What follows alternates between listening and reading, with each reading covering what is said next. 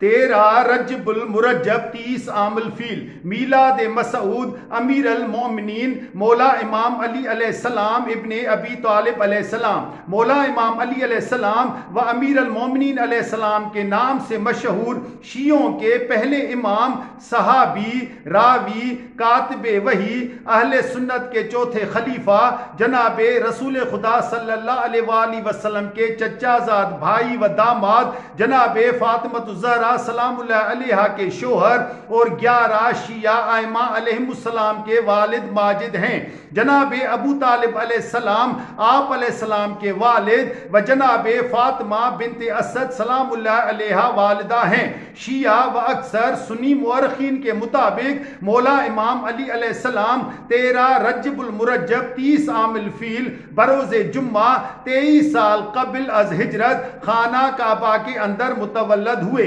ایک دن حضرت عباس ابن عبد المطلب علیہ السلام یزید بن قعنب بنی ہاشم اور قبیلہ بنی العزا کے ایک گروہ کے ساتھ خانہ کعبہ کے سامنے بیٹھے ہوئے تھے۔ اچانک جناب فاطمہ بنت اسد سلام اللہ علیہا اس حالت میں کہ مولا امام علی علیہ السلام آپ کے شکم مبارک میں تھے اور آپ پورے دنوں سے تھیں، مسجد میں تشریف لائیں۔ انہیں درد زہ شروع ہوا اور آپ خانہ کعبہ کے سامنے کھڑی ہو گئیں اور آسمان کی طرف نگاہ کر کے کہنے لگیں، اے پروردگار، میں تجھ پر اور جو نبی، رسول اور کتابیں تو نے بھیجی ہیں ان سب پر ایمان رکھتی ہوں، اور میں اپنے جد بزرگوار حضرت ابراہیم علیہ السلام کی باتوں کی تصدیق کرتی ہوں جنہوں نے خانہ کعبہ بنایا تھا۔ پس میں تجھ سے اس گھر کے حق کا، اس کے بنانے والے کے حق کا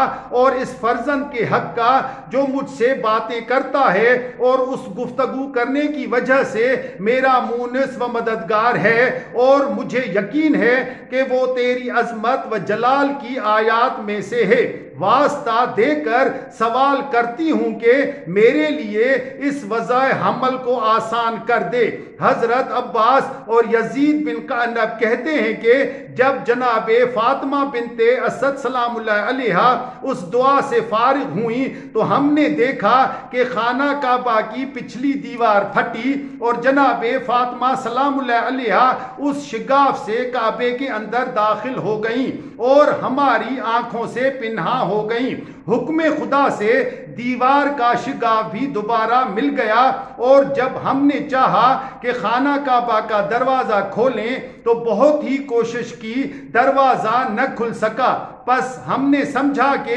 یہ معاملہ خداوند عالم کی طرف سے ہے۔ جناب فاطمہ بنت اسد سلام اللہ علیہا 3 دن تک کعبے کے اندر رہیں۔ اہل مکہ کوچہ و بازار میں اس واقعے کا چرچا کرتے تھے اور عورتیں اپنے گھروں میں اس واقعے کو بیان کرتی تھیں اور تعجب کرتی تھیں۔ جب چوتھا دن ہوا تو کعبے کی دیوار کی وہی جگہ شک ہوئی جو پہلے ہوئی تھی، اور جناب فاطمہ بنت اسد سلام اللہ علیہا اس حالت میں باہر آئیں کہ آپ سلام اللہ علیہا کا بیٹا اسد اللہ غالب مولا علی ابن ابی طالب علیہ السلام آپ سلام اللہ علیہا کے ہاتھوں پر تھے، اور آپ سلام اللہ علیہا فرما رہی تھیں، اے لوگو، خدا نے مجھے اپنی مخلوق میں سے چن لیا اور مجھے ان خواتین برگزیدہ پر فضیلت دی جو مجھ سے پہلے گزر چکی ہیں، کیونکہ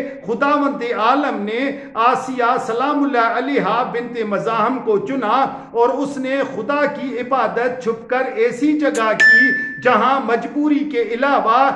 عبادت مناسب نہیں تھی، یعنی فرعون کا گھر، اور مریم بنت عمران سلام اللہ علیہا کو خدا نے چنا اور حضرت عیسیٰ علیہ السلام کی ولادت ان کے لیے آسان قرار دی، اور اس نے بیابان میں خشک درخت کو ہلایا تو تازہ کھجوریں ان کے لیے اس درخت سے گرنے لگیں۔ لیکن خدا نے مجھے ان دونوں بلکہ مجھ سے پہلے گزری ہوئی تمام خواتین پر فضیلت دی۔ کیونکہ میں نے جنا ہے خدا کے چنے ہوئے گھر کے اندر، اور 3 دن تک میں اس میں احترام کے ساتھ رہی ہوں اور جنت کے میوے اور کھانے کھائے ہیں۔ اور جب میں نے چاہا کہ اپنے برگزیدہ بیٹے کو لے کر باہر آؤں تو ہاتف غیبی نے مجھے پکار کر کہا، اے فاطمہ سلام اللہ علیہا، اس بزرگ و برتر بیٹے کا علی نام رکھنا، کیونکہ میں خدائے علی و اعلیٰ ہوں،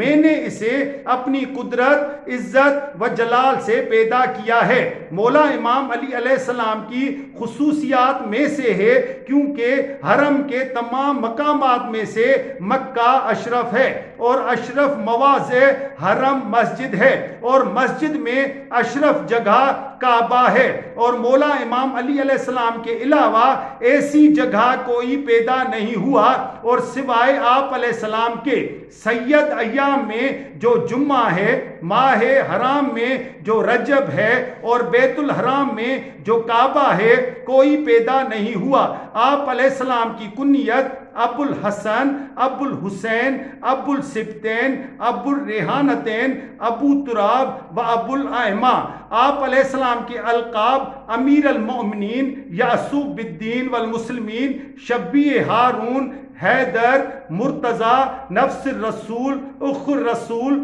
زوج البتول، قسیم الجنہ والنار، سید العرب، کشاف الکرب۔